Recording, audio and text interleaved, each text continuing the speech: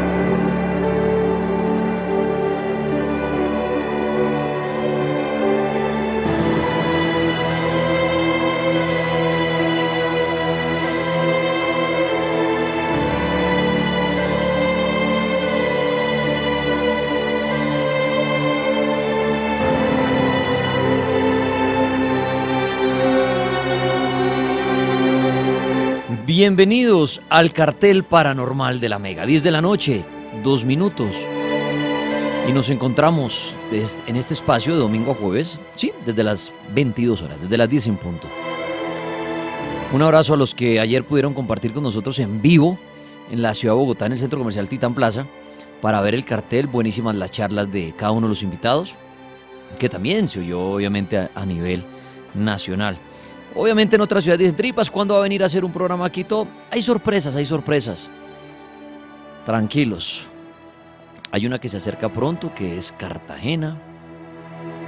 Por ahí creo que también se acerca una sorpresita para mis amigos de Medellín. Bueno, varias cositas en el camino. Pero bueno, aquí estamos para otra noche. Es miércoles y es 19 de septiembre. El numeral es Mega Cartel. Numeral Mega Cartel. Acá me escribió un hombre muy querido diciéndome que chévere lo que escribí acerca de los que quieren trabajar en la radio. Sí, escribí algo hoy de los que quieren trabajar en la radio en Dani Tres Palacios, así es mi Instagram con el número 3. Si les interesa esto, leerlo, bacano. Dani Tres Palacios con el número 3, ahí les escribí algo para los que aman la radio, los que muchas veces me preguntan, Tripa, yo quiero trabajar en radio, cosas como estas, léanse eso. Bueno, el Arca de la Alianza. En @ el libro del cartel es una cuenta que tenemos en Instagram, les acabo de poner la pregunta. ¿Dónde está el Arca de la Alianza? Y en Facebook, en el grupo El Cartel Paranormal, en este momento la acabo de publicar. ¿Dónde está el Arca de la Alianza? De pronto, si usted no tiene ni idea de qué estamos hablando, bueno, de pronto dirá, no tengo ni idea, Tripas, pero estaré atento para oír. Temas interesantes siempre que trae el Monseñor Andrés Tirado para hablar, temas enfocados hacia el mundo de la religión, pero no clase de religión de esa que usted se queda dormido chiquito, no, sino echa el cuento de manera bacana, como digo yo, y aprendemos, y obviamente aprendemos más de este mundo paranormal, como es la religión, bastante paranormal sí es, los milagros, los santos, y bueno, ni decir, comenzando por Dios, o los dioses. Este domingo, ya después de 2 salidas de trabajo en búsqueda de actividad paranormal que hemos hecho, pues regresamos con un debate acerca de la existencia del diablo. Estará interesante, la existencia del diablo. Para este domingo, un buen debate. Por ahora quiero saludar entonces al Monseñor Andrés Tirado. Monseñor, ¿cómo me le va? Un saludo muy especial a todos, Dios los bendiga, aquí viniendo a evangelizar a estas ovejitas descarriadas. A exorcizarnos. Eso, a sacarles el chuki a Daniel y unos pocos por ahí. Qué bueno, Monseñor, tenerlo una nueva noche acá invitado. Y usted, pues siempre preparamos los temas y me dice, bueno, Tripa, esta semana le llevo tal tema, y cuando me escribió el Arca de la Alianza. Por ahí he oído cositas, he leído cosas, pero déjeme decirle que no es algo que uno de entrada identifique o se le venga a la mente o sepa. Hay que ser sinceros. Claro, de pronto el que es religioso y todo dirá, pero ¿quién no va a saber qué es eso? No, yo hablo por el común. Claro, que con usted la le, gente que usted le pregunta al general. común de la persona, oiga hermano, ¿usted sabe qué es el Arca de la Alianza? Irán, ¿perdón qué? Y hay que aclarar, una cosa es el arca, empezando un arca de la alianza, y la otra es el arca de Noé que ya hablamos. A eso le iba a Porque decir. muchos me confunden, dicen, pero es que esa es la de los animalitos. No. Esa no es de los animalitos. La del Arca de Noé hay que decirlo, esa es la comercial y la que más se ha vendido. Claro, la que más se conoce. Y la que más le hicieron muñequitos, y unos chiquitos le decían, vio eso en un diluvio, y hubo un man que construyó allá un barco enorme, y eso metió animalitos, el Arca de Noé. Esa sí es más común. Esa sí creo que la mayoría dice, ese cuento se lo echaron a uno en el colegio o en películas. Pero el Arca de la Alianza, yo creo que el común dice, perdón, ¿qué? El Arca de la Alianza. Pues interesante, cuando revisé unas cosas, es algo muy interesante que vale la pena hablar, y por eso el Monseñor esta noche, y ustedes a través de las redes sociales, pueden dejar sus comentarios acerca, y además de la pregunta tan puntual, porque no estamos hablando de ¿qué es el Arca de la Alianza? Obviamente el Padre va a hablar de qué es, pero él viene a hablar es ¿dónde está? Más interesante aún. Es como si uno preguntara, como la espada le hicimos, ¿dónde está el Arca de Noé? Es interesante uno decir, como cuando hemos hablado, bueno, ¿y dónde está la tumba de María Magdalena? ¿Dónde está la tumba de Jesucristo? Todos esos relatos que nos han contado por encima, pero el ¿dónde está? Eso le da un toque especial. ¿Dónde está el Arca de la Alianza? @libro del cartel, espero sus comentarios en Instagram.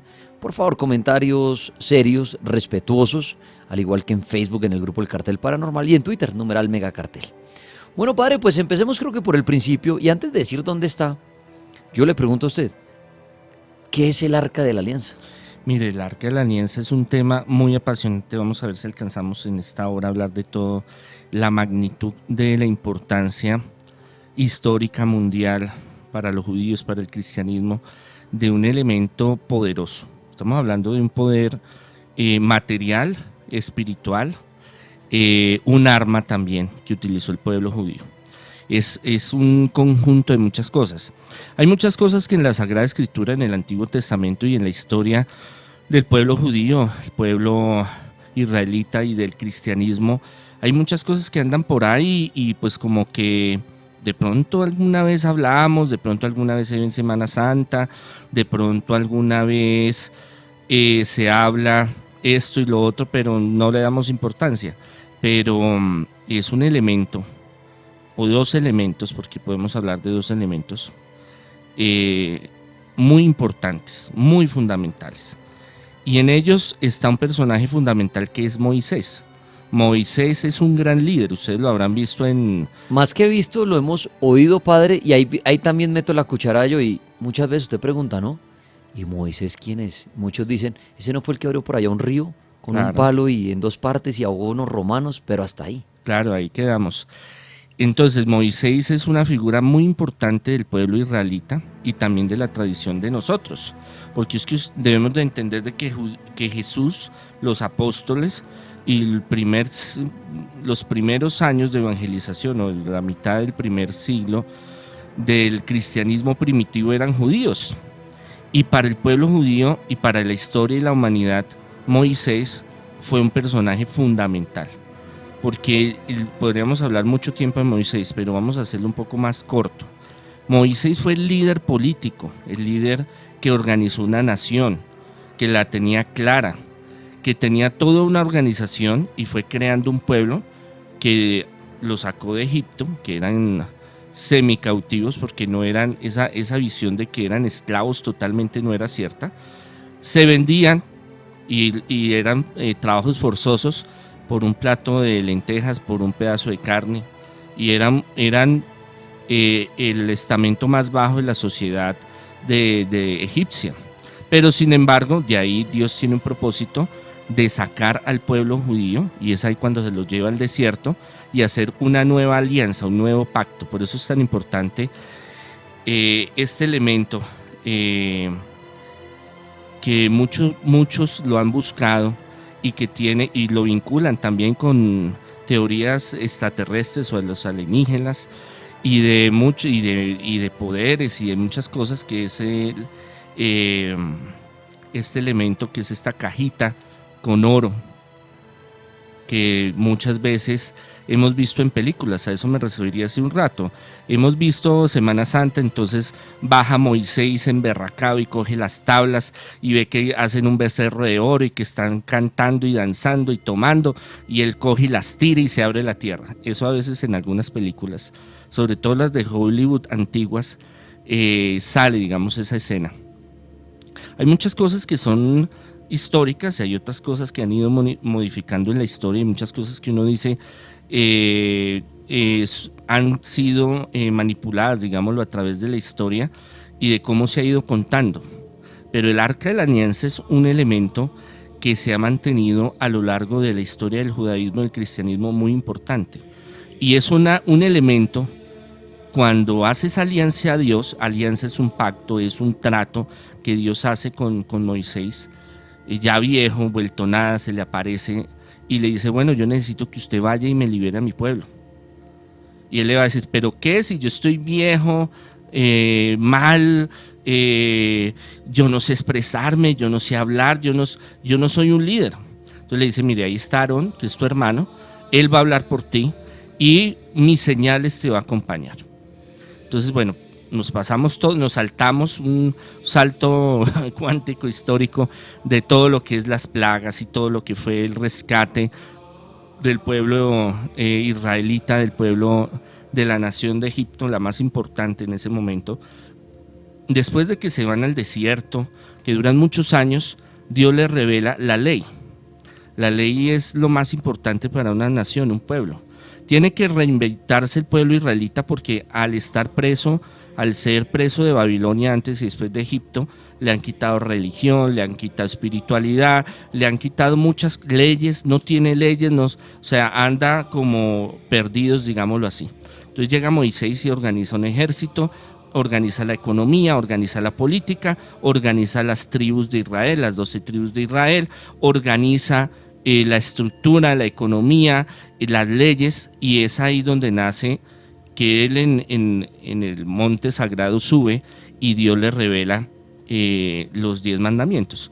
En las películas vemos que entonces él sube una loma, un monte grandísimo, y se queda ya un tiempo, y entonces le manda unos rayos y en las piedras ahí queda grabado la ley.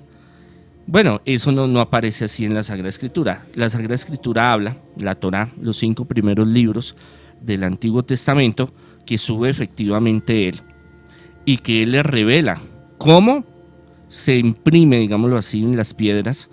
La ley no es muy claro, pero el hecho es que puede ser de que él se le haya aparecido y le haya dicho: bueno, Moisés, escriba esto, o a través de un sueño, o él mágicamente apareció grabadas en la piedra, no sabemos, porque el único testigo que estaba ahí era Moisés. Pero él baja con una ley que ha sido muy importante para la humanidad, porque ahí están los 10 mandamientos. Y es una ley universal, en todos los pueblos, civilizaciones está lo mismo.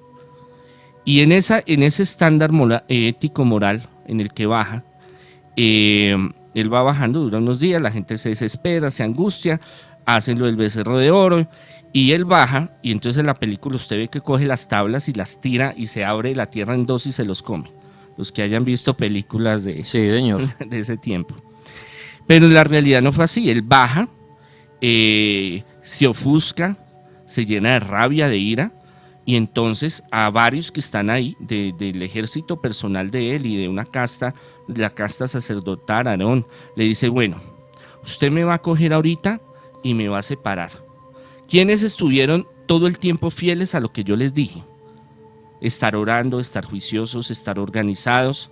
Y los que empezaron, y me separa, a los que hicieron orgías, a los que empezaron a adorar ídolos, a los que empezaron a hacer cosas que no debieron de hacer. Entonces arman los dos grupos y familias, por familias también los separan. Mujeres, viejos, niños. O sea, el grupo élite empieza a escoger y empieza a hacer a un lado los que pecaron y los que no.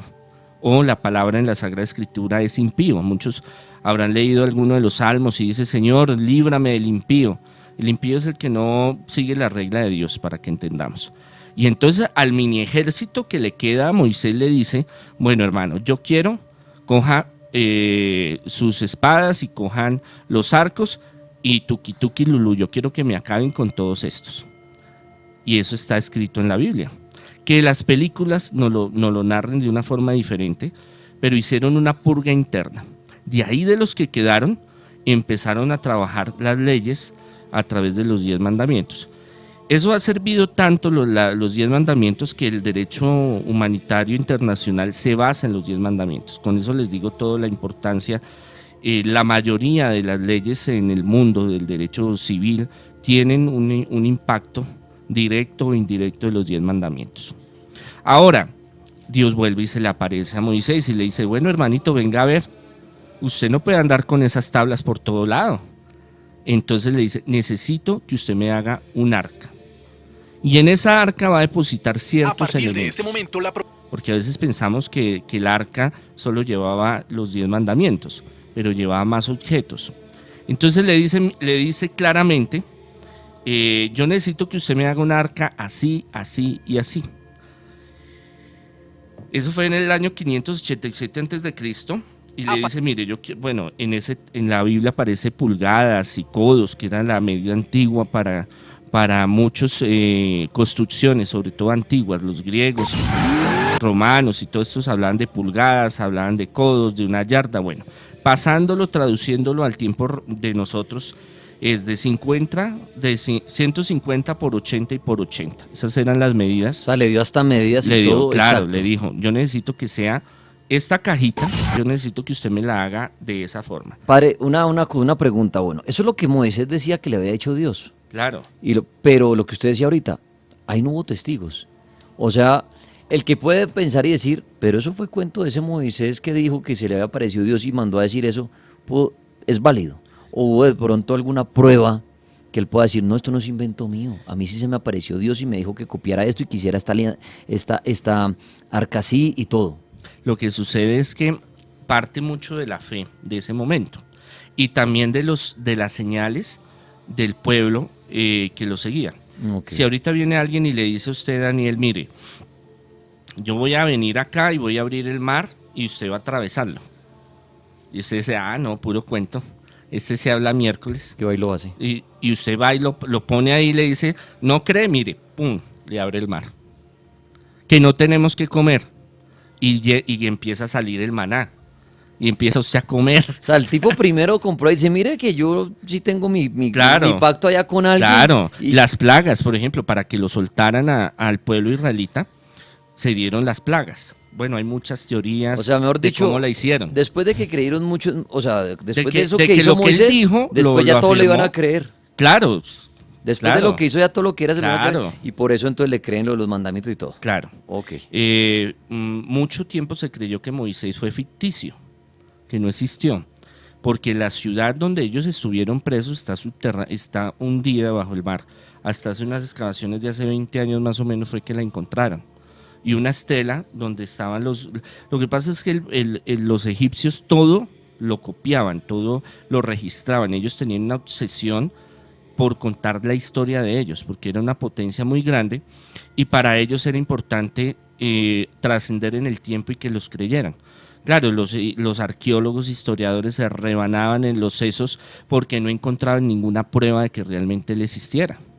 Cuando encuentran esta ciudad y encuentran esta estela donde aparece el nombre de Moisés, aparece el nombre de Israel, aparece de que estuvieron con ellos, aparece Josué, el de que, si se acuerdan algunos, de que los hermanos lo cogieron y lo vendieron y lo metieron por allá y después lo cogen y él tiene sueños y allá el faraón y se vuelve amigo del faraón. Bueno, todo ese cuento, esa historia, muchas cosas son verídicas.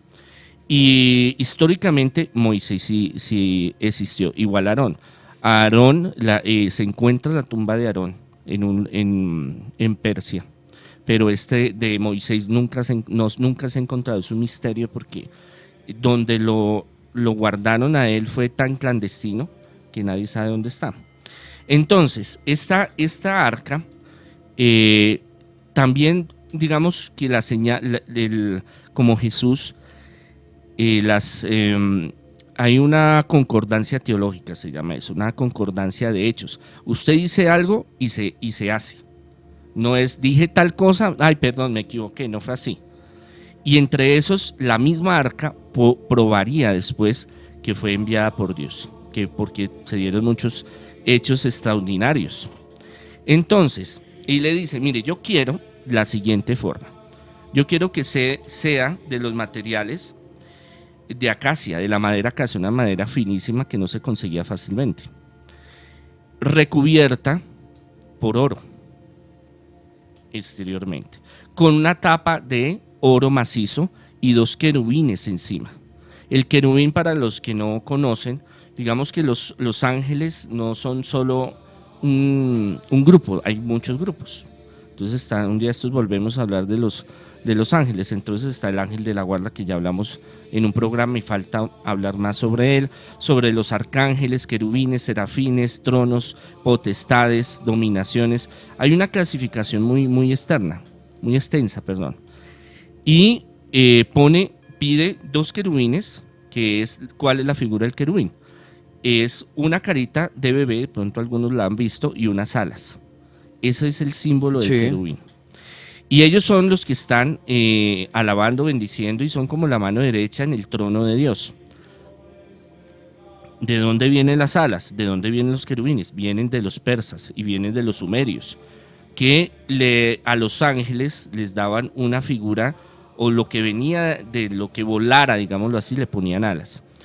El pueblo judío recibe todas estas tradiciones a través de los babilónicos, que ustedes saben que Babilonia tomó los arcadianos y tomó a Sumeria, y los babilones tienen su incrustación con los egipcios, y claro, llegan los israelitas y cogen esas tradiciones. Entonces salen al desierto con Moisés y tienen que crear muchas cosas y la traen, es un masacote, un sancocho de todas esas tradiciones.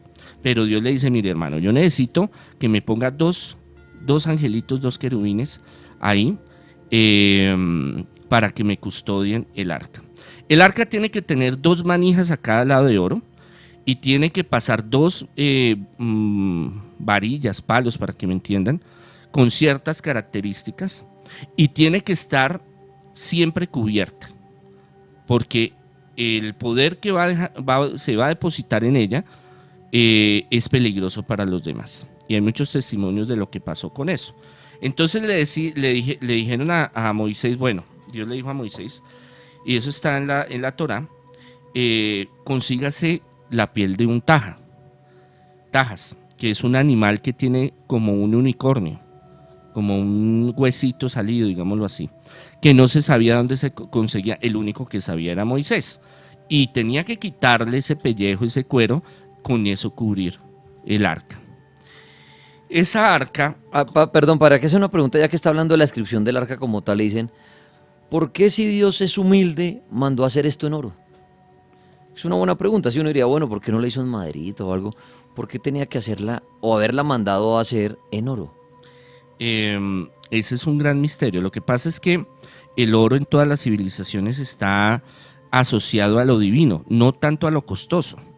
Ahorita es que después de unos siglos, después de la Edad Media, es que el oro empieza a coger un gran valor.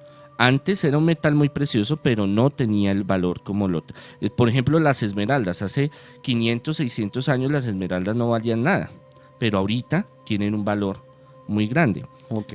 Entonces, el oro en todas las civilizaciones y pueblos indígenas, por eso los pueblos indígenas, incas, mayas, aztecas, todos los pueblos, los druidas, romanos, el oro lo asociaban con el sol, las lágrimas del sol, como algo divino, algo llamativo. Usted coge y ve un elemento de oro y usted se fascina viéndolo, porque usted dice los colores, como la forma, como la...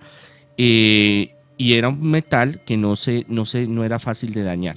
Entonces tenían varias y parte de esa respuesta lo vamos a ver. No, y lo que un usted poquito dice más es muy adelante. válido. Si uno se pone a pensar, de pronto todo lo que existe en el planeta Tierra o en el universo, para Dios no tiene precio. El que le ha dado un precio, un valor es el hombre. Claro, Entonces él totalmente. pudo haber dicho, usen ese material que es resistente, es bueno, pero uno dice, ¿pero cómo mandó a hacer eso en oro? De pronto Dios dijo, pues el oro es igual que cualquier otra cosa.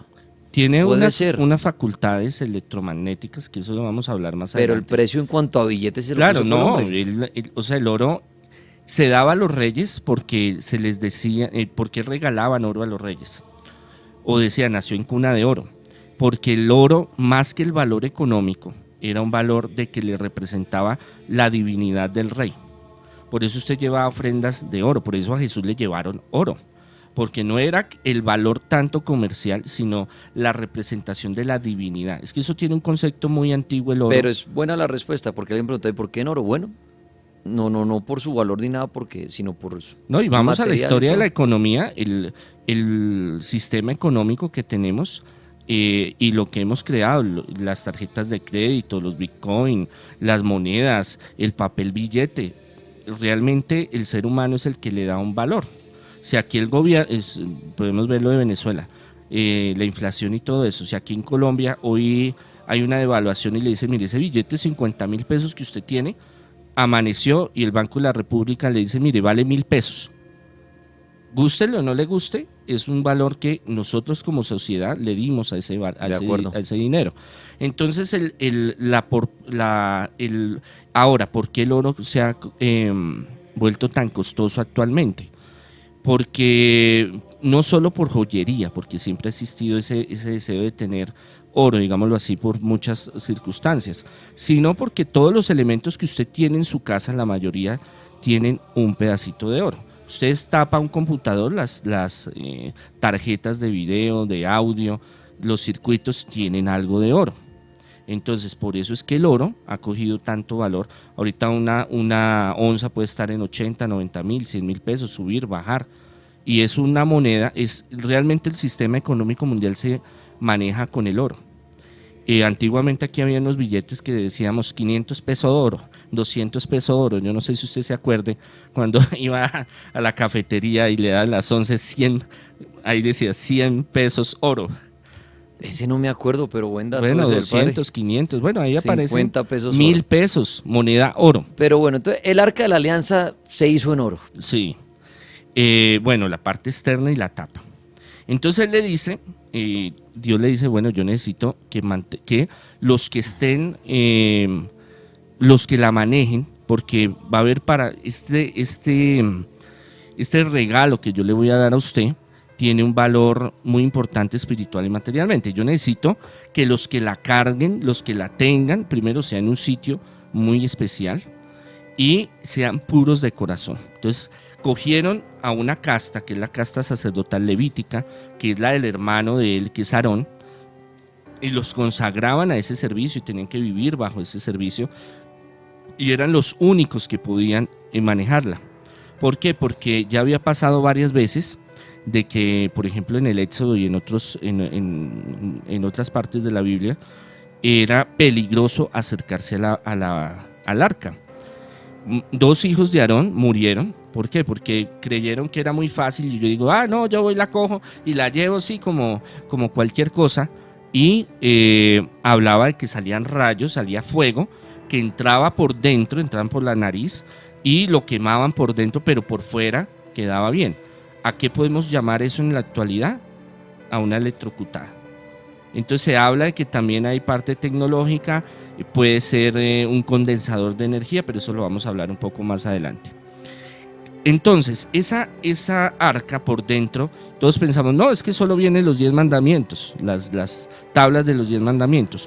Y no, señor, esa arca, por las dimensiones, tampoco era una cosa muy grande, se podía cargar y llevar, entre 4 o 6 hombres llevarla, que tenían que tener un vestuario especial, y ahorita vamos a hablar de eso.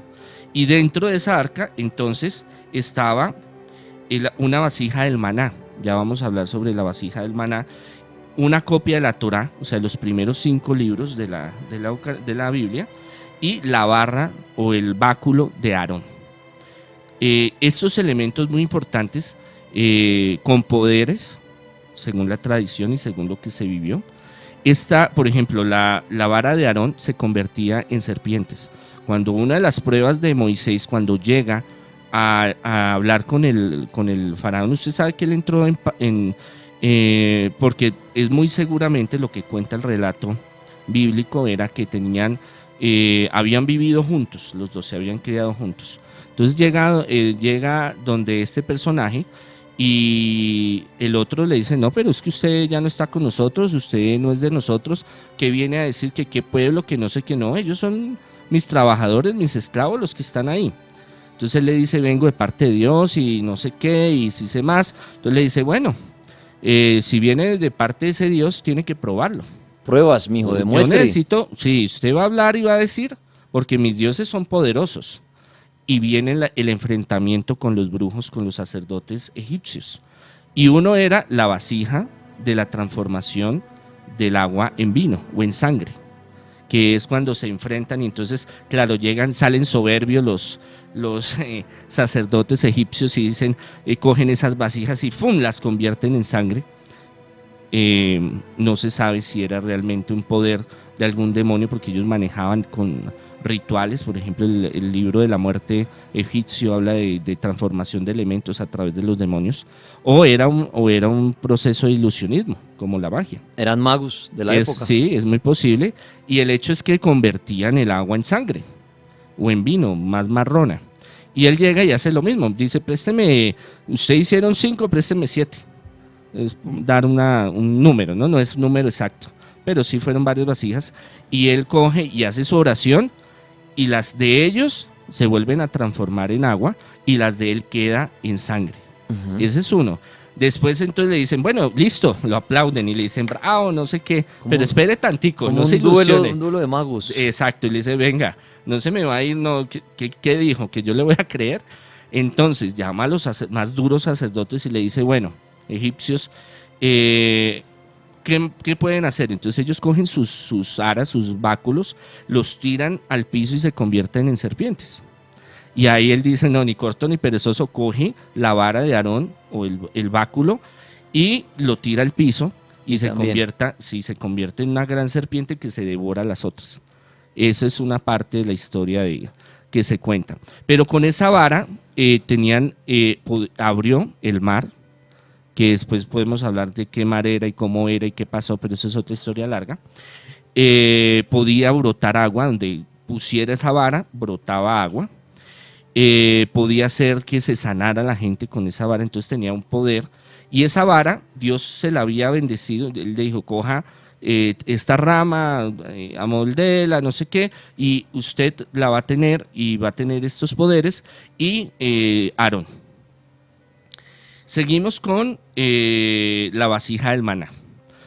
Hay varias versiones de cómo el maná se manifestaba, digámoslo así, que es como un almidón, como una yuca, que nace como el algodón. Usted ve la matica del algodón, entonces ahí salía. Pero esta vasija, que fue especialmente dada a Moisés, esta vasija en cualquier momento la podía destapar y salía el maná, y llenaba todo lo que estaba en la superficie. Esa también iba para el Arca de la Alianza. Esa estaba ahí. y la copia de la Torá, que son los 5 primeros libros, que con el tiempo pues fueron estando ahí. Entonces, ¿para qué servía? Tenía unos poderes bien, bien interesantes, y esto es lo que a uno le llama mucho la atención, de que hay, digámoslo así, y con la arqueología y la historia han empatado en ciertas cosas que dicen, oiga, sí, sí pudo haber existido, sí fue un objeto real de la historia, que se debate mucho, realmente fue, como se dice, o fue solo un mito, una leyenda o un símbolo. Pero cuando, por ejemplo, se decía que vivía Dios ahí, o sea, que la presencia de Dios estaba ahí. Cogían y los sacerdotes y los líderes y Moisés se sentaban alrededor en ese tabernáculo, en ese sitio especial para el arca. En medio de los 2 querubines, de los 2 ángeles, se manifestaba la imagen o el holograma, para que me entiendan, de Dios, y les hablaba. Entonces se decía que Dios habitaba también ahí. Se volvió un arma muy poderosa, que esa arma no funcionaba en todo momento. Tenían que pedir un permiso. No es que Moisés llegó, no, venga chino, coja el arca, camine, que es que vamos a hacer allá ciertas cosas y esta misión y todo. No, tenían que pedir un permiso, si no, no funcionaba. Y con los filisteos, por ejemplo, que hay ruinas que las encontraron, que pueden suponer que puede ser un testimonio, digamos, arqueológicamente sí existe el testimonio de que el pueblo judío, el pueblo israelita, entró a los filisteos. Lo que pasa es que llegan a la tierra prometida y eso no es como ellos pensaban. Ay, vengo rico, vengo chévere y aquí voy a reinar y esto es mío. No, Dios les tenía un propósito, pero ellos tenían que lucharlo, porque habían más pueblos. Cuando mandan a los 2 exploradores y bueno, vaya hasta allá a ver si ya es la tierra prometida, y hay un icono muy antiguo y eso está en Jerusalén, vienen 2 hombres cargados con dátiles, que son como unas especies de, a ver, ¿yo qué les digo? Diga como un racimo de uvas, pero no es de uvas, sino es como más amargo. Y llegaban y no, es que encontramos una tierra de maná, de miel, de vino, de toda esta cuestión. Y entonces dice, no, esa es la tierra prometida. Entonces Moisés manda 2 espías allá para que miren. Y le dice, sí, listo, sí, perfecto, no sé qué, pero no está sola.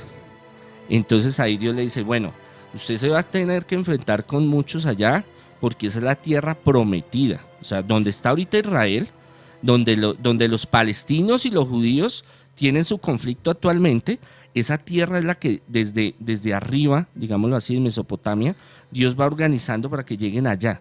Eso no es que salió de Egipto y 15, 20 minutos, media hora en un avión. Pero padre, ahí me surge una pregunta. Si Dios está así en ese contacto con Moisés, ¿cierto? Estamos hablando del Arca de la Alianza. Si está en ese contacto con Moisés y quiere que logre algunos objetivos en el planeta, ¿cierto? Sí. Pues si es Dios, ¿Dios no lo puede hacer en un segundo? Digamos, hablando de la tierra prometida. Sí, claro. Que yo soy Dios, ¿por qué tengo que decirle a alguien, venga hermano, a usted le va a tocar luchar allá por esa tierrita? Yo no, si yo soy Dios, voy a poner un ejemplo, pues no un Dios malvado, pero si Dios quiere que saquen esa gente de esa tierra y le tiene que decir a alguien que se enfrente, Él no puede sacarlos mediante, qué sé yo, o inventar un terremoto, cualquier cosa, decir, ya le empieza tierrita, Moisés, vaya por ella. O sea, ¿por qué tiene que dar? Claro, mire, lo que pasa es que si es Dios, conocer el pensamiento de Dios es muy difícil, pero Dios en todo tiene un propósito. ¿Qué hablamos los teólogos? ¿Qué pensamos? Que este paso que tuvieron que dar a la tierra prometida y Dios les permite, les da una herramienta, que es el arca, ya ahorita vamos a hablar sobre ella, tiene una mentalidad, es que la mentalidad de Dios no es igual a la de los hombres, dice la Sagrada Escritura. Cuando nosotros recibimos las cosas y no nos cuestan, nosotros no le vemos un valor. Desafortunadamente nosotros tenemos en nuestro chip, somos niños, por ejemplo, son jóvenes y nos regalan unas Nike y puede ser que las valore, pero la mayoría no las va a valorar y las va a volver nada. Pero si ese personaje le toca trabajar, ahorrar, esforzarse, va a decir, no, yo no quiero que ni me las miren. Entonces muchas veces Dios permite dificultades y pruebas para aumentar la fe, para que nosotros valoremos las cosas, porque antes hubo una alianza, un encuentro, y no se valoró, y se desechó la amistad con Dios. Por eso es que él volvió a hacer otra alianza con Moisés. Y no lo mandó solo, le advirtió, mire, allá va a haber esto y esto, pero yo no lo mando solo, tienen que esforzarse. Y ahí es ahí donde entra también la parte arqueológica e histórica, cuando se van a pelear con los filisteos y con otros pueblos que estaban ahí, porque no podían mezclarse, porque ellos ya venían con una doctrina, una religión, una política, una economía muy diferente. Los otros tenían toda una visión muy diferente de las cosas, y Dios quería que ellos conservaran esa línea. Por eso los judíos hasta el día de hoy no se mezclan. Digamos, hay matrimonios mixtos, pero realmente el judío se casa con judío por su sangre, por cuestión de sangre, pero no solo por la sangre, sino por llevar esas tradiciones muy marcadas. Eso es lo que al pueblo judío le ha permitido subsistir a pesar de tantos problemas en el mundo, lo que se llaman las diásporas, que han viajado y les ha tocado ir por muchos países y muchos lugares, pero la esencia del judaísmo la siguen llevando. Cada familia es una misión, digámoslo así. Por eso es que se han mantenido después de la Edad Media, que por ejemplo en Italia los masacraron, los sacaron, lo que muchos conocemos de Adolfo Hitler y toda esta cuestión. Entonces le dice, bueno, hermano, usted tiene que idear una estrategia, tiene que irse para allá Moisés, y claro, intentan, y ellos dicen, pero mire, es que tienen unas murallas grandísimas, y arqueológicamente se encontraron, y que eran grandes, portentosas, que no había cómo flanquearlas, no había cómo destruirlas. Y él les dice, mire, cojan el arca y me van a empezar a girar alrededor. Y con una cierta trompetas van a empezar en ciertos momentos a cierta hora. El hecho es que lo hacen, se caen esas murallas, ellos entran y se toman ese lugar. Arqueológicamente, ¿qué se ha encontrado? Que sí, esa ciudad filistea existió, y que la gran muralla que estaba tapada, la destapan y la encuentran en pedazos. Y dicen, esto fue, según las pruebas que han hecho arqueológicas y científicas, esto fueron derrumbadas al tiempo. Esto no fue que fue un pedazo y que después otro, y que porque todas quedaron regadas al mismo instante, al mismo tiempo, digámoslo así, y eso se conservó. Entonces, estos paralelismos que hay en la historia de la arqueología le brindan a uno un poquito de guía sobre lo que es el pueblo judío y sobre lo que es el arca. Ahora, el arca tenía un poder de entrar a un lugar. Perdón, el que acaba de llegar al cartel de la Mega, al cartel paranormal, es el Monseñor Andrés Tirado, que está hablando del arca de la alianza. Sí, Moisés, como ya nos ha contado el cuento el padre, se reunía con Dios, hablaba con Dios, y Dios le dijo, necesito que hagas esa arca. Y ahí adentro, 3 instrumentos poderosos, que es lo que nos ha contado el padre en la noche de hoy. Y esta arca, pues ahorita la gran pregunta es ¿dónde está el arca? Pero, ¿qué tenía el arca? Los 10 mandamientos, la famosa tabla de piedra con los 10 mandamientos, la vara de Aarón, y el recipiente, como explicaba el padre, con el maná del desierto. De eso está hablando el padre, de ese cofre con elementos, mejor dicho, poderosos, como quien dice, el kit de superhéroe. Era un kit, mejor dicho, que el que lo tuviera podría ser el dueño del mundo, ¿no? Imagínese usted. Y de eso está hablando el padre Andrés Tirado, acerca del Arca de la Alianza. Sí, un saludo especial a los de Canadá, Ontario, Australia, Melbourne, Ecuador, Guayaquil, Argentina, Córdoba, bueno, Curazao, bueno, en fin, si no me jalan las orejas. Ay, mándenos un saludito. Bueno, que Dios los bendiga. Entonces, esta arca también era un instrumento en el cual entraban a un lugar, y donde, digamos, quisieran tomarse ese lugar, o donde esta gente no quisiera colaborar, empezaban a pasear el arca y se empezaban a enfermar y a morir. Entonces hay varias cosas que uno puede decir, bueno, ¿por qué será? Hay muchas teorías de por qué se moría la gente. De pronto era radiación por la cantidad de energía que manejaba este instrumento. Se habla de las teorías de que era, no se sabe porque no se ha encontrado. Hay varias teorías que vamos a decir hoy, y cuál es como la más cercana, como la más cerquita ya que la van a descubrir y la van a encontrar. Pero en este momento todavía no le han hecho estudios, entonces no se sabe, entonces hay teorías. Pero se dice que era un condensador, que lo que estaba adentro le daba una cierta energía y que brillaba. El arca de por sí brillaba y por eso tenía que estar tapada. Y no todo mundo podía acercarse, tenía que ser de la casta sacerdotal de Aarón y tenía que tener ciertos elementos. ¿Y cómo eran esos elementos? Para seguir hablando un poco sobre el poder del arca y ya llegar al final dónde posiblemente o dónde está. Tenía que tener algo que se llamaba el pectoral del juicio, eso está en el Éxodo. Tener el tabernáculo, que era el sitio donde la colocaron. Bueno, después de cogieron a los filisteos y a los demás, eran tiempos, todos los pueblos en la antigüedad se peleaban, se mataban, se descuartizaban, habían esclavitud, o sea, muchos atacan en el Antiguo Testamento, no, es que fueron y mataron a mujeres, a niños, pero es que todos los pueblos en la antigüedad, usted hace el análisis histórico de todos los pueblos, era lo mismo. Entraban, mataban, violaban, secuestraban, habían muchas cosas que sucedían. Y este pueblo pues era uno más de ese entonces que hacía lo mismo. Entonces... Uno critica al mundo de hoy en día, padre, bastante, ¿no? Por la violencia y todo, pero uno se pone a repasar esa historia, esos cuentos que usted nos cuenta, y yo no sé si lo que voy a decir es una barbaridad, pero... creo que en ese entonces había mucha más violencia que la que hay hoy en día. Claro, ahorita es una violencia convencional, que es diferente. Pero en ese tiempo se salía, mire, y eran berracos. Pero esa vez era sangriento. El rey salía, y eso, usted, mire, hasta 1820 aquí la independencia, salían a darse bala, cuchillo, machete, tenían toda una tecnología para matarse entre ellos. Y eran masivos, era una cuestión, y llegaban y mataban al uno y al otro, y no importaban niños. Usted ve a los nórdicos, usted ve a los japoneses, a los chinos, a los griegos, a los persas, a los sumerios, a Mesopotamia, a aún tribus indígenas. Usted empieza a estudiar lo que es los incas, los mayas, los aztecas.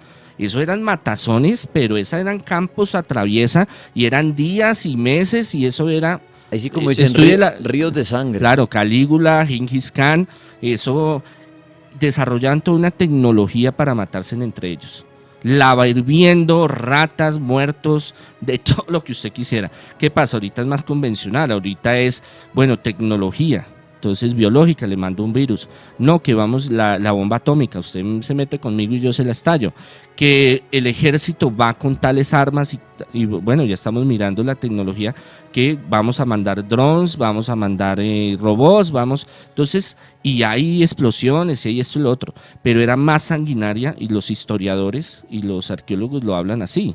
Lo que pasa es que usted, como no tiene el panorama general de todo, las cosas tan terribles, empalaban a la gente, le prendían brea. No, es que estamos hablando de unos periodos de muchos pueblos. Entonces, cuando leemos el Antiguo Testamento, muchos saltan y dicen, uy, pero es que ellos fueron terribles, malos. Y yo le digo, sí, claro, yo no le voy a decir que no, porque esa es una realidad histórica. Pero es que no fue el único pueblo. Usted mira todos los pueblos, y todos los pueblos se mataban entre ellos. Es más, entre el mismo pueblo, entre tribus, se mataban. Pero eso es lo que yo no logro entender. Ya vamos a retomar con lo del el Arca de la Alianza. Y es si está ese Dios Padre, y si hablaba así de tú a tú con Moisés, tenía ese poder, tenía todo, ¿por qué? Y yo siempre he cuestionado eso, ¿por qué hablar de tú a tú con una sola persona y no aparecerse frente a toda esa maldad y toda esa violencia y calmarlos? Bueno, lo que pasa es que también va mucha la cuestión de quiénes realmente seguían a ese pueblo, a ese Dios, Yahvé, el que es, y varias veces se apareció al pueblo, pero solo el estruendo de su aparición era de terror, de pánico. Eso está en la Sagrada Escritura. Entonces le decían siempre a Moisés, vaya y hable. Pero eso, a ver, yo les explico, eso no es que usted coge el celular. ¿Qué hubo, papi? ¿Cómo estás? ¿Qué vas a hacer mañana? No, mi hijo, voy a hacer esto. No, la comunicación era muy esporádica. Pasaban meses donde Moisés se iba al desierto, se subía a las lomas las montañas, desesperado porque necesitaba guía, necesitaba que lo guiaran, necesitaba consejo, y no aparecía el hombre. Y solo aparecía en momentos muy específicos y mensajes muy cortos. Y le decía, mire, levántese, coja esto y haga tal cosa. Señor, no sé, ya se desapareció. O sea, no hay, digámoslo, no lo entendamos como un diálogo, por ejemplo, con WhatsApp de usted con su novia, que usted se dice 3.000, 4.000 caracteres en el día. ¿Y cómo estás? ¿Y qué hiciste? ¿Y me pensaste? ¿Y dónde vas? No, en ese tiempo era una cuestión muy simplificada. Y esa vestimenta, volviendo a la vestimenta, para acercarse, porque el que se acercaba se moría, se cocinaba por dentro, se volvía chicharrón por dentro. Entonces, estos sacerdotes tenían que tener algo que se llama un pectoral del juicio. Y ese pectoral tenía 12 piedras, se llaman las piedras del fuego, ahí está en Éxodo, lo pueden buscar.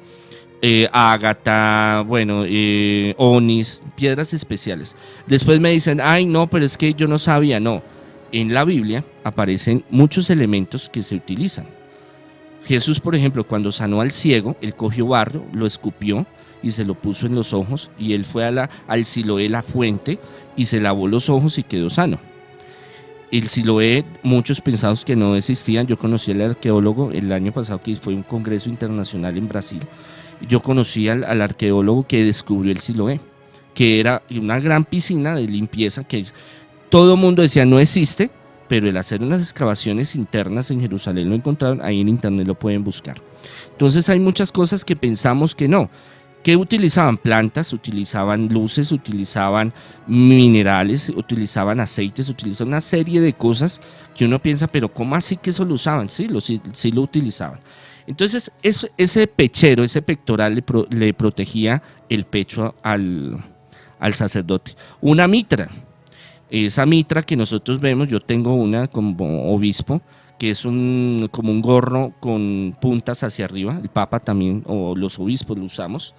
Ellos lo usaban especialmente para cubrir la cabeza.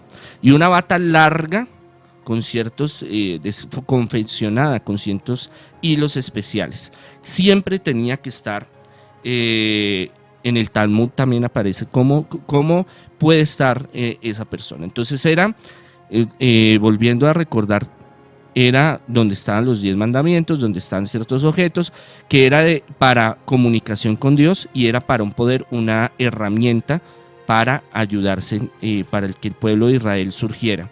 Y es así que empieza a apoderarse, y usted ve en las crónicas, y ven números, y ven un poco de cosas, todas las batallas que empiezan a tener, hasta que las 12 tribus, digámoslo así, se esparcen por todo lo que es Judea, todo lo que es Jerusalén, todo lo que es Samaria y toda esta parte del mapita ahí que ustedes pueden buscar en Google sobre Jerusalén.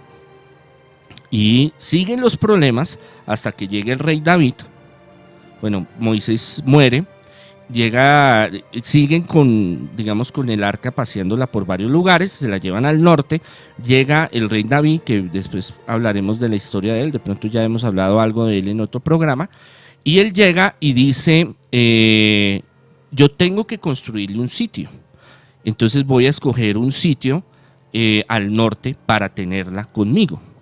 Acordémonos que una de las grandes batallas de él, la primera, digámoslo así, para llegar a ser rey, él era un pastor, que era el menor de todos, y era el zoila, como llamamos nosotros, el que lleva atrás, el que hace recados, el torero. El torero, y tiene que enfrentarse con un tipo grandísimo, Goliat, y matarlo, para después, bueno, después hablamos de esa historia que es interesante.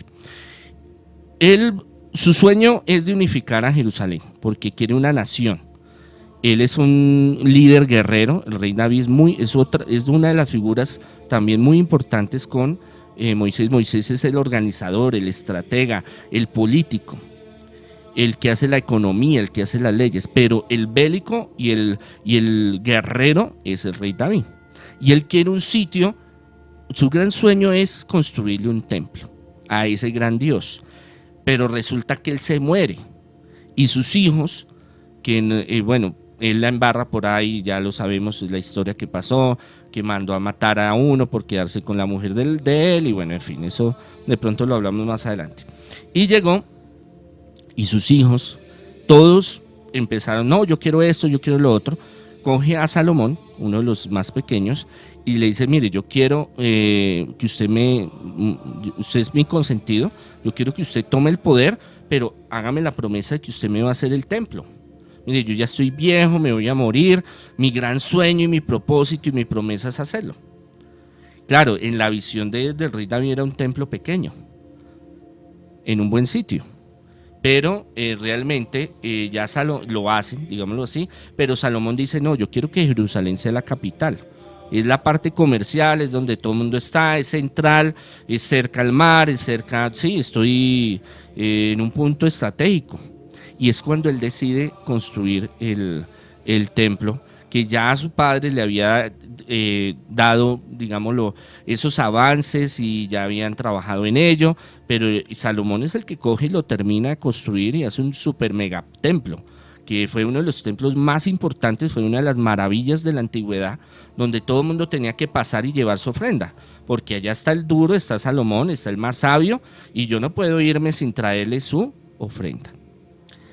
Y es ahí donde hace el tabernáculo grande, el sitio, el Sanctum Sanctorum, el sitio para el Señor, para Dios, y es donde las castas sacerdotales de Aarón y demás, saduceos y fariseos, se reparten el servicio ministerial para adorar, digámoslo así, venerar, tener sus sacrificios al frente de lo que es el arca. ¿Qué pasa? Tiempo después, años mucho después, hay dos teorías de qué pasó con... Bueno, hay muchas teorías. Porque ahí viene la respuesta de ¿dónde está el arca de la alianza? Porque es que es interesante ver... Porque el que la encuentre, perdón, para el que la encuentre, pues... Claro, es un arma tecnológica. Es un arma, mejor dicho, Mire, y el que la encuentre seguramente, o el que la tiene, puede estar en contacto con Dios de tú a tú, así como era Moisés. Posiblemente. Claro, es que ese es el problema. Pero mire, ¿qué pasó con esa arca? ¿Dónde está? Que esa es la pregunta. En grandes imperios, muchos de los grandes reyes, emperadores, tenían artefactos tecnológicos de mucho poder. Espadas, lanzas, tecnología muy, muy sofisticada, que hoy lo llamamos así por los avances. Entonces, Hitler la estuvo buscando. Los templarios la estuvieron buscando. Y ahí vamos a hablar sobre eso. ¿Por qué? Porque es que así como el Santo Grial o la lanza del Lanceno, que es la que atravesó el corazón de Cristo, se le atribuyen poderes muy grandes. Entonces imagínese, usted tener eso, usted dice, bueno, hermano, o se sale de ahí o me da lo que quiero o aquí nos vemos porque tengo esta arma. Viéndolo desde la parte bélica y espiritual, pues ya es otro circunstancia. Entonces, una de las teorías, bueno, hay muchas teorías, entonces hablemos de los templarios. Un día estos vamos a hablar largamente de ellos porque es muy, muy extenso y muy emocionante hablar sobre los templarios. Hay la entrada, digámoslo, hay tres partes de donde estará este artefacto, digámoslo así. Uno es que Salomón se lo dio a su hijo, a uno de sus hijos. Ahorita vamos a hablar sobre eso, que es una historia que se pensó que era muy mito, pero ahorita ha cogido mucha fuerza. Segundo, que los babilonios, como entraron después de fallecimiento de Salomón, y claro, al dejar los hijos, digamos, de Salomón a reinar, entre ellos se mataron y hubieron problemas. Bueno, eso por varias circunstancias que no las vamos a hablar hoy. El imperio se desquebrajó y muchos otros pueblos que tenían mucho poder entraron, y Babilonia tenía mucho poder en ese momento. También se habla de que Tito, cuando entra a Roma, entran los babilónicos y destruyen el templo y se llevan todos los artefactos. Eso siempre se ha hecho en todas las civilizaciones. Usted llega y mata y destruye, ¿para qué? Para hacer una nueva cultura. Y eso lo hicieron los conquistadores, eso lo hizo la Inquisición, eso lo hicieron los romanos, los griegos. Entraban a un sitio, mataban, destruían, rompían, cogían sus templos y los destruían. ¿Para qué? Para decir, venga, esto es lo mío. Entonces, se habla de que los babilónicos se lo llevaron, pero esa no hay una certeza. Y la otra, lo de los templarios, que ellos en varios momentos como los templarios vivieron, no es un solo grupo, sino fueron muchos grupos a lo largo de varios siglos, que una de las primeras fue que entraron al templo y en las ruinas se encontraron el arca y se la llevaron a Francia, y de Francia pasó a Escocia, y de Escocia pasó a Nueva Escocia, o lo que se llama norte de Canadá, que hay una serie que sale en televisión sobre una isla que hay muchos tesoros ahí guardados, y van en la 50 temporada y nada que encuentran. Pero ahí entonces se dice que ahí está una de las teorías, que está el arca, que tuvieron ese poder y con otros objetos sagrados se los llevaron. Hay otra que dice que está en el Renaud de Chater, en Francia, donde se habla de que estuvo la Virgen María Magdalena. Entonces, que vinieron los templarios, la cogieron y se la llevaron para allá.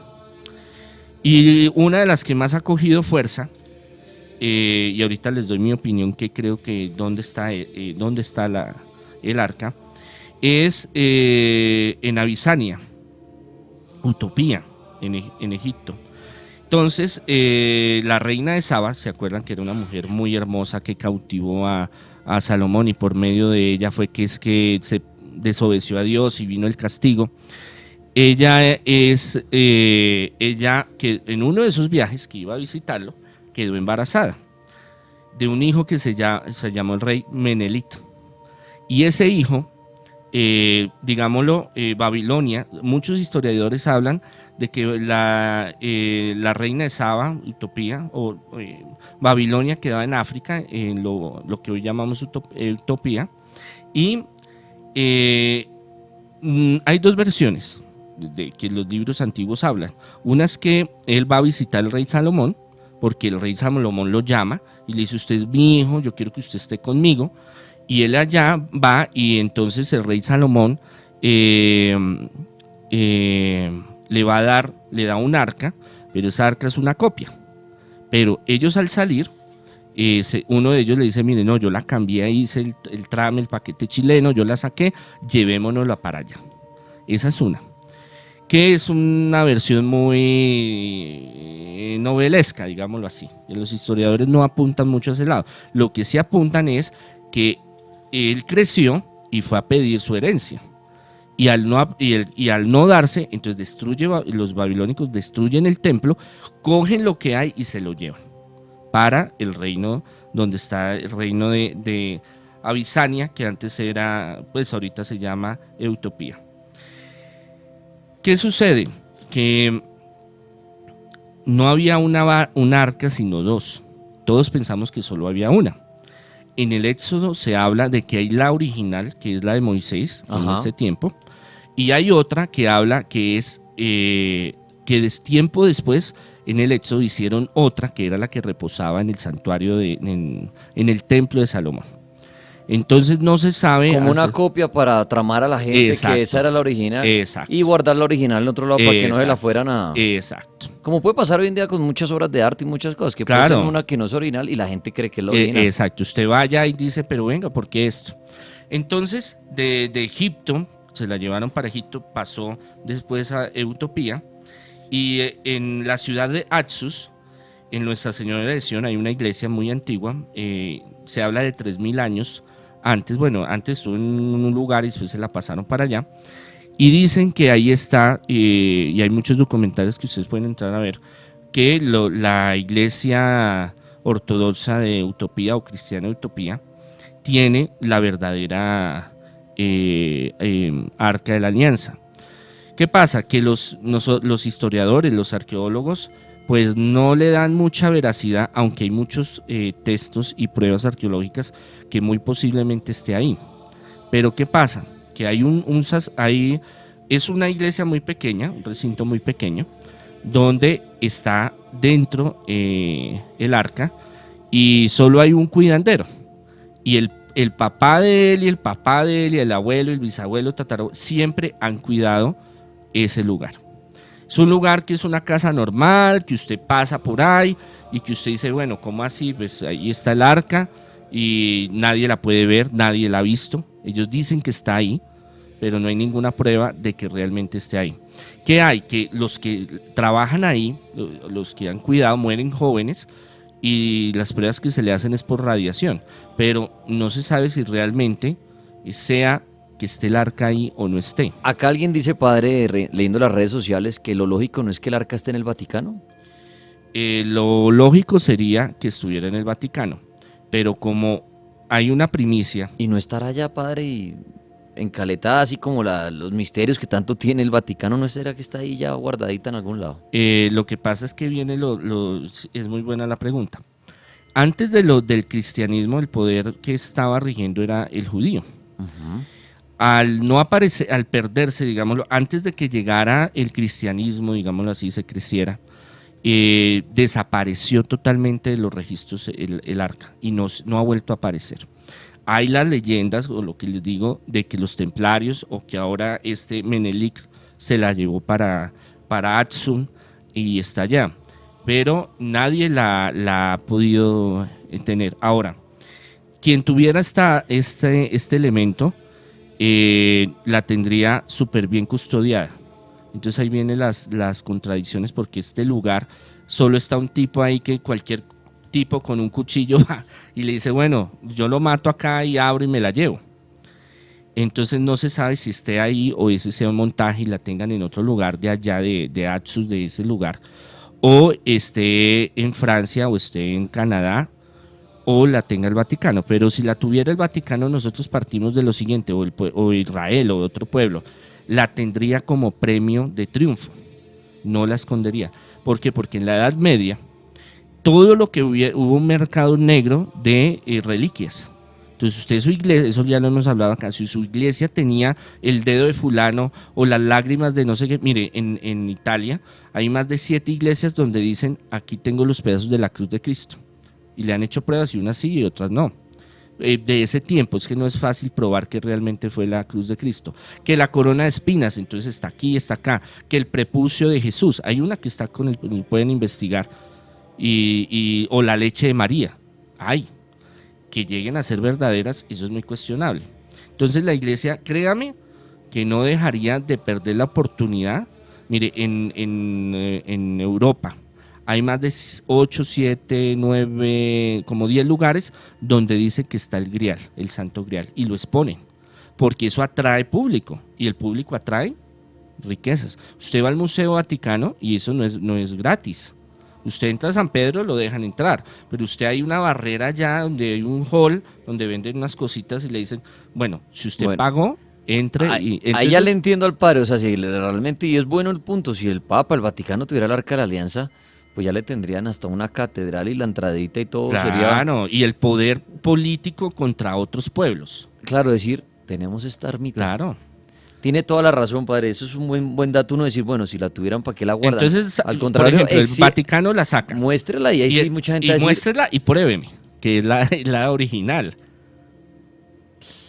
Es que ese es otro cuento. Ese es el gran lío, pero... Ese es el problema, por ejemplo, de Utopía, que todas las iglesias tienen representaciones del arca, pero ninguna es igual.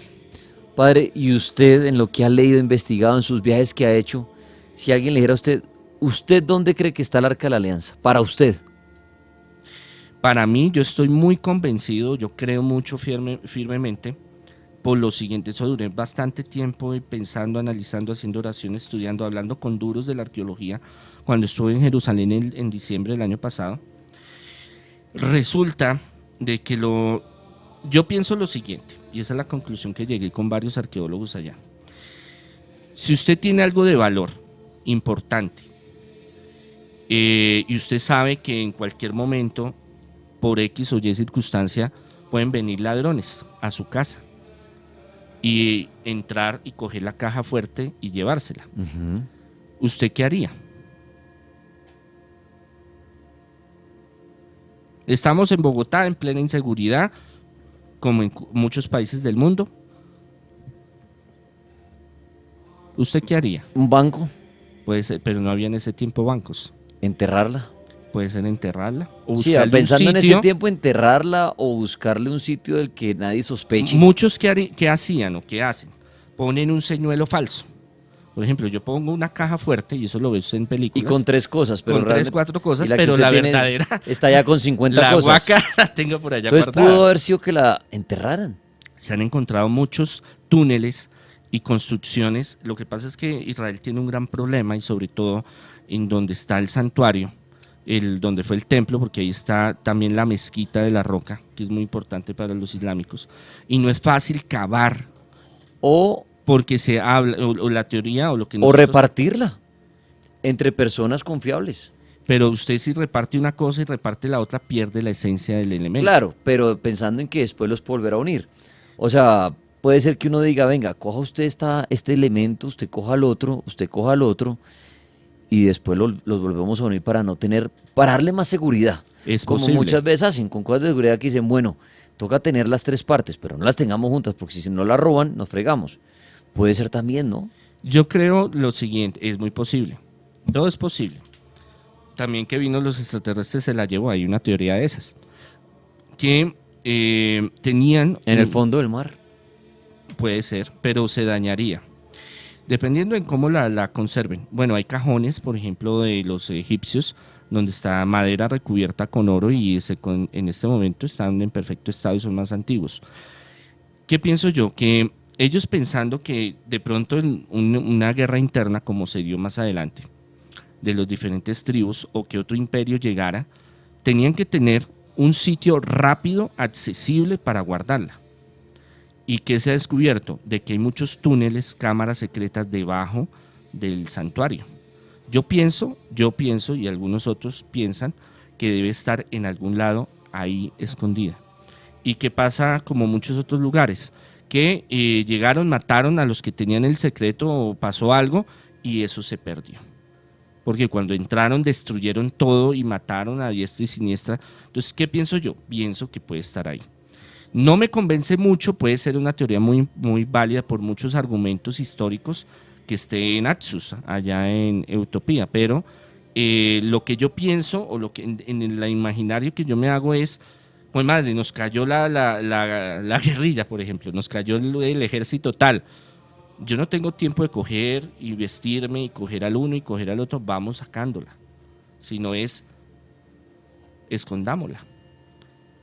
¿Por qué? Porque no era un elemento fácil de mover, tenía que tener ciertas condiciones, tenía que estar en ese sitio, es que era obligatorio estar en ese sitio. Y aquí dice alguien en Instagram, dice el Juan David, dice, saludos de Viva Antioquia. Personalmente pienso que esa Arca de la Alianza es un invento de la religión católica, apostólica y romana.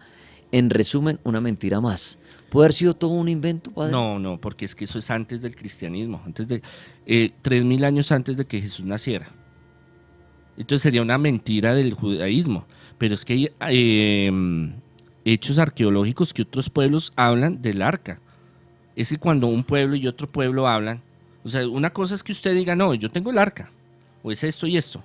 Pero cuando fulano de otro lado y fulano de otro lado hablan de que existió un arca, eso es otro cuento.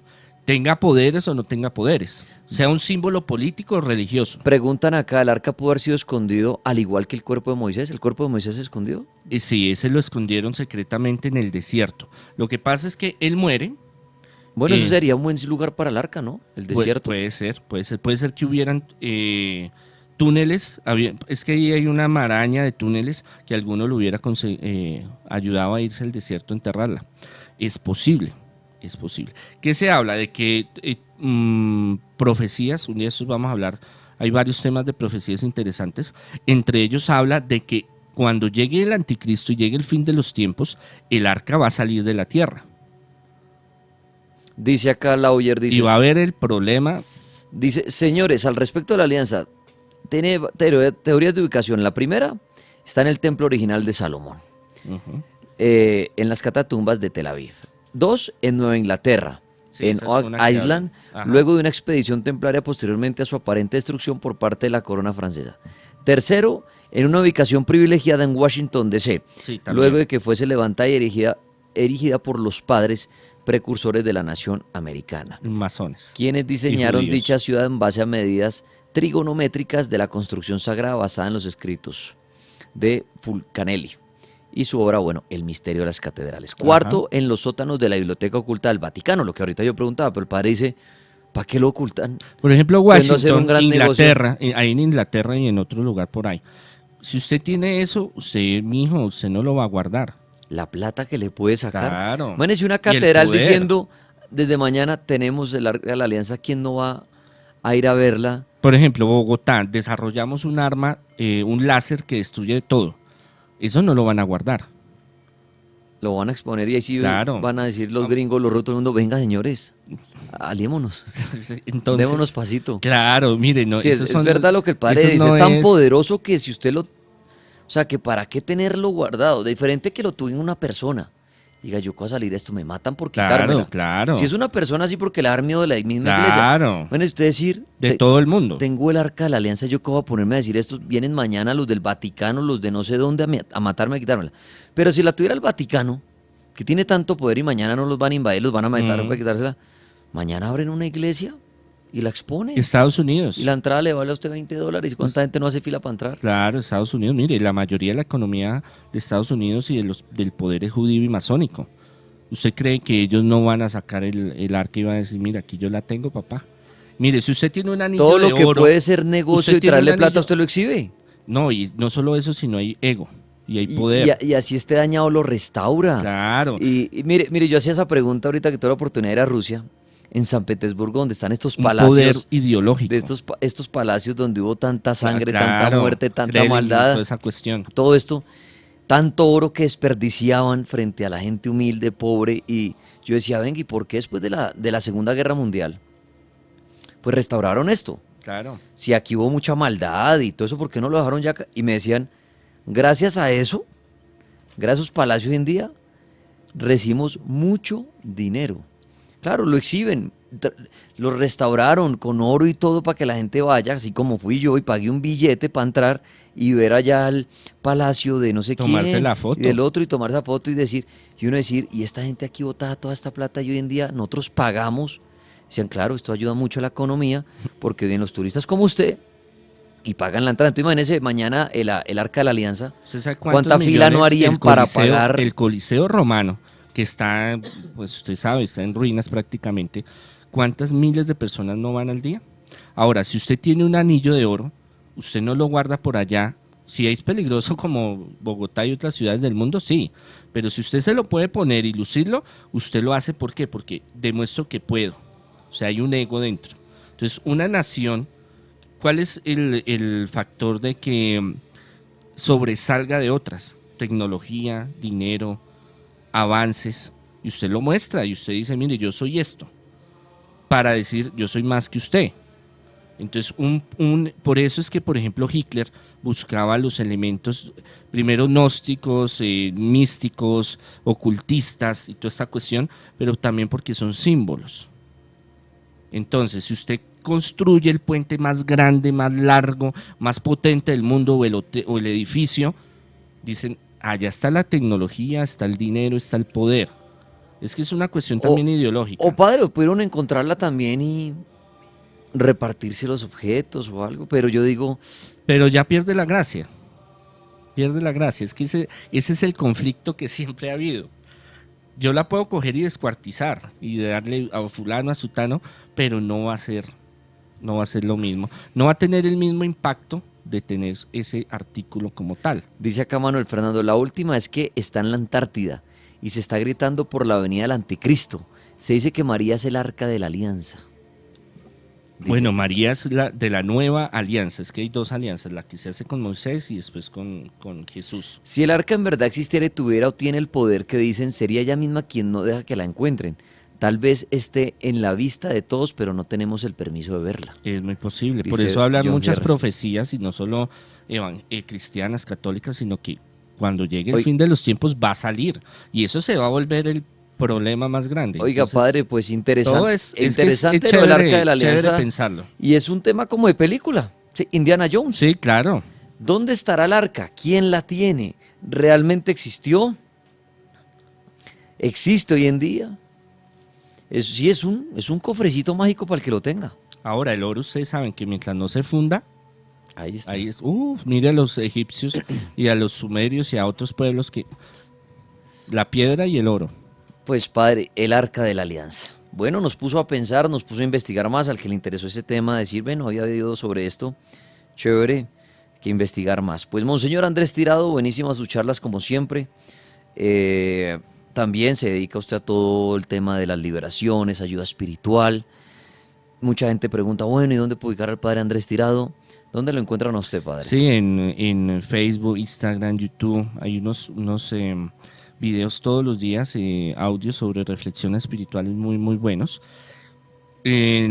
Buscar Congregación Sacerdotal Internacional Católicos Independientes o Monseñor Andrés Tirado, ahí aparece. En Bogotá, consultas, ayuda en sanación, liberación, progreso, prosperidad, restauración de hogares, problemas con los hijos, ayuda, asesoría espiritual. No esperen que sea mágico, porque nada es mágico, todo es un proceso espiritual que uno brinda con la ayuda de Dios. Al 600-3445 en las tardes pueden llamar, pedir su cita. También tengo una escuela de estudios presencial y virtual, pueden entrar y ver los cursos de sanación, liberación, progreso y ayuda. Deseándoles miles de bendiciones. Es bueno cuestionarnos, investigar por qué las cosas.